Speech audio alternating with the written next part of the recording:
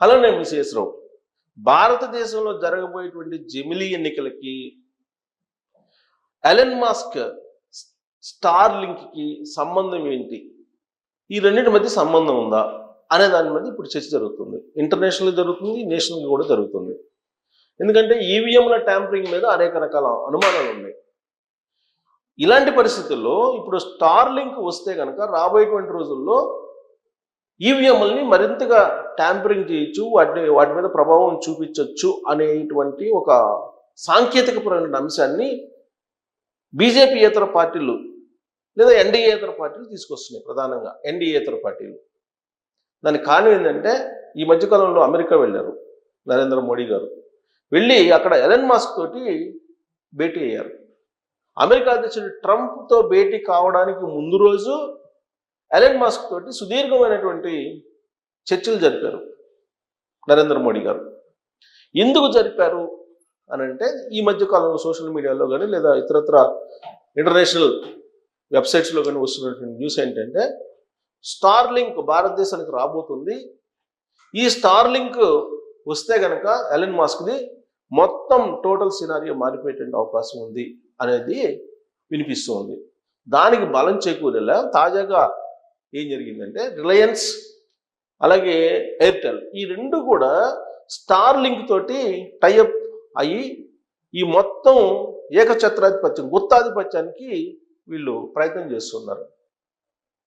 దాంట్లో భాగంగా ఇంకో న్యూస్ ఏంటంటే, నిన్న వచ్చినటువంటి న్యూస్, ఇప్పటి వరకు మనం టెలికాం స్పెక్ట్రమ్ వేలం చూసాం. మనం 2G, 3G, 4G, 5G ఇలా టెలికాం స్పెక్ట్రమ్ వేలం వేస్తూ ఆయా కంపెనీలకి, ప్రొవైడర్స్కి ఇస్తూ ఉంది.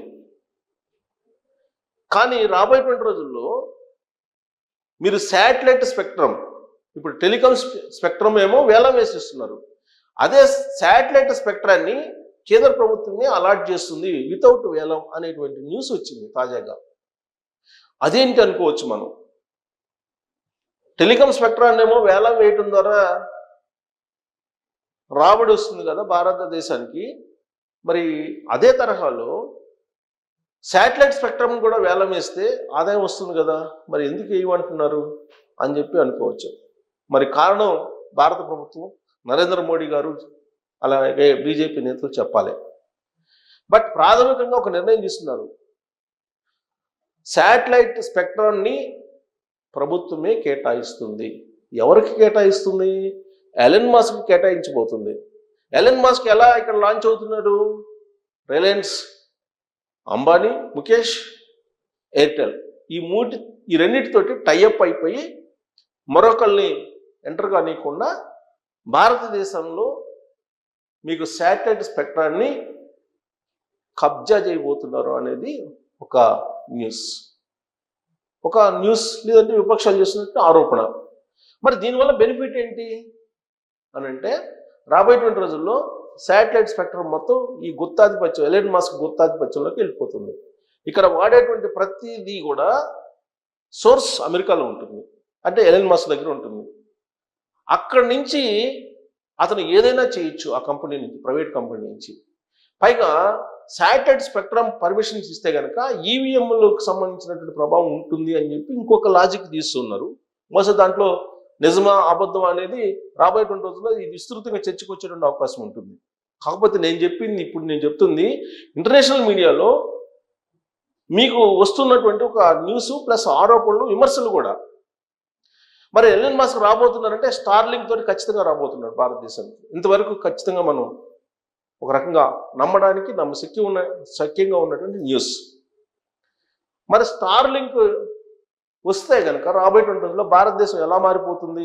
ఇప్పటివరకు మనం ఏం చేస్తున్నాం? టెలికాం స్పెక్ట్రాన్ని వేలం ద్వారా రిలయన్స్ వాళ్ళు లేదంటే ఎయిర్టెల్ వాళ్ళు పాడుకుంటున్నారు. ఆ స్పేస్లో అది వాడుకొని దాని ద్వారా మనకి టవర్స్ ఏర్పాటు చేసుకొని ఆ టవర్స్ ద్వారా ఆ సిగ్నల్స్ లాక్కొని ఆ సిగ్నల్స్ ద్వారా మనకి మొబైల్స్కి సిగ్నల్స్ ఇస్తూ ఉన్నారు. ఇంటర్నెట్ ఎలా ఇస్తున్నారు? గ్రౌండ్లో కేబుల్స్ వేస్తూ ఉన్నారు. ఆ కేబుల్స్ ద్వారా ఇంటర్నెట్ ఇస్తూ ఉన్నారు. ఇది ఇప్పుడు మనకు పరిచయం ఉన్నటువంటి వ్యవస్థ సాంకేతిక పరంగా. అయితే వన్స్ స్టార్ లింక్ వచ్చిన తర్వాత ఈ గ్రౌండ్ కేబుల్ అవసరం లే నెట్కి. అలాగే ఫోన్లకి ఈ టవర్స్ అవసరం లే, డైరెక్ట్గా మనకి శాటిలైట్ నుంచి సిగ్నల్స్ వస్తాయి.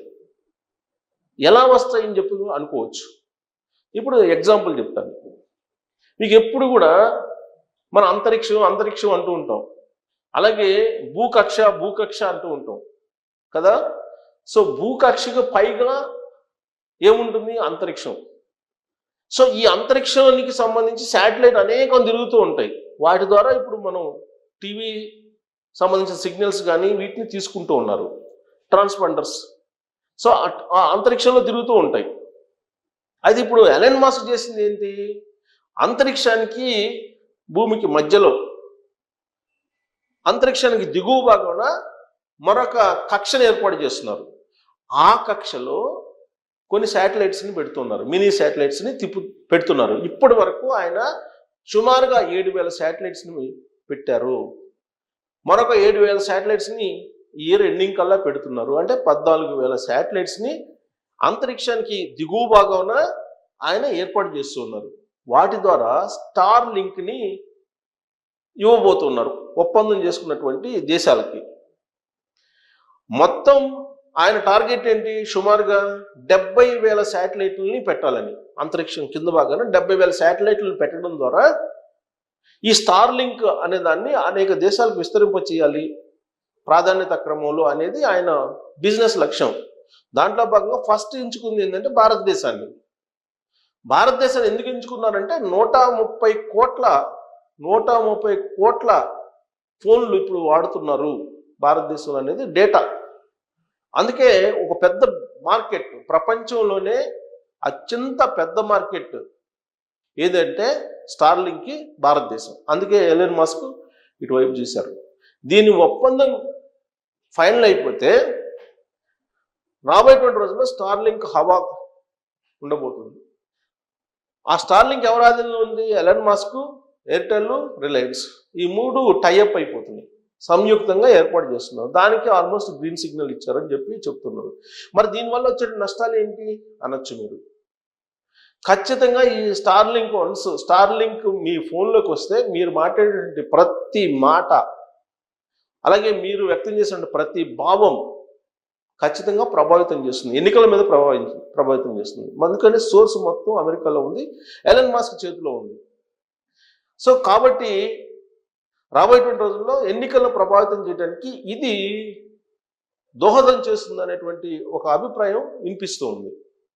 మీ ఎగ్జాంపుల్ చెప్తాను. ఉక్రెయిన్లో యుద్ధం జరుగుతున్న సందర్భంగా రష్యా ఏం చేసింది? టెలికాం మొత్తాన్ని చిన్నాభిన్నం చేసేసింది. దాంతో స్టార్లింక్ తోటి వెసులుబాటు ఉంది, అమెరికా తోటి ఒప్పందం ఉంది కాబట్టి ఎవరికి? ఉక్రెయిన్కి. సో ఆ స్టార్లింక్ ఇచ్చినటువంటి శాటిలైట్ సిగ్నల్స్ ద్వారా ఇప్పుడు యుద్ధం చేస్తున్నారు. వన్స్ ఆ లింక్ కట్ చేసేస్తే యుద్ధం చేయలేరు, అయిపోతుంది యుద్ధం. అదే బెదిరిస్తున్నారు ఇప్పుడు ఎలన్ మాస్క్, ట్రంప్ ఎవరిని? ఉక్రెయిన్. నీకు ఆ సిగ్నల్స్, శాటిలైట్ సిగ్నల్స్ ఇవ్వాలంటే స్టార్లింక్ ద్వారా నువ్వు మాకు మీ దగ్గర ఉన్నటువంటి మినరల్ని నాకు 50% రాసి ఇవ్వమని చెప్పి రాసి ఇవ్వడానికి సిద్ధపడ్డాడు అక్కడ ఉన్నటువంటి అధ్యక్షుడు జెలెన్స్కీ. ఇది పరిస్థితి. అంటే రాబోయేటువంటి రోజుల్లో మొత్తం భారతదేశం యొక్క భద్రతని, ఎన్నికల ప్రక్రియని ఎలన్ మాస్క్ చేతిలో పెడుతున్నాం. ఎలన్ మాస్క్ మామూలు కాదు. రోడ్ల మీద తిరిగేటువంటి టెస్లా నుంచి అంతరిక్షంలో ఏర్పాటు చేసినటువంటి స్పేస్ ఎక్స్ వరకు ఆయన వ్యాప్తి చెందాడు. కాబట్టి ఆయన చేతులకు మొత్తం ప్రపంచం వెళ్ళిపోతుంది క్రమక్రమంగా. ఇప్పుడు స్టార్లింక్ తోటి టైఅప్ అయితే భారతదేశం రాబోయేటువంటి రోజుల్లో ఎన్నికలను ప్రభావితం చేస్తుంది అనేది ఒకటి వినిపిస్తుంది. ఇది మొత్తం ప్రక్రియ పూర్తయిన తర్వాతనే జమిలీ ఎన్నికలు ఉంటాయి అనేది కూడా ఇంకొక వర్షం ఎన్నికల గురించి మాట్లాడుకునేటప్పుడు రాజకీయ పార్టీలు ప్రస్తావిస్తున్నాయి. మరి దీన్ని మనం నమ్మొచ్చా? దీన్ని గాసిప్ కింద తీసి పడేయాలా?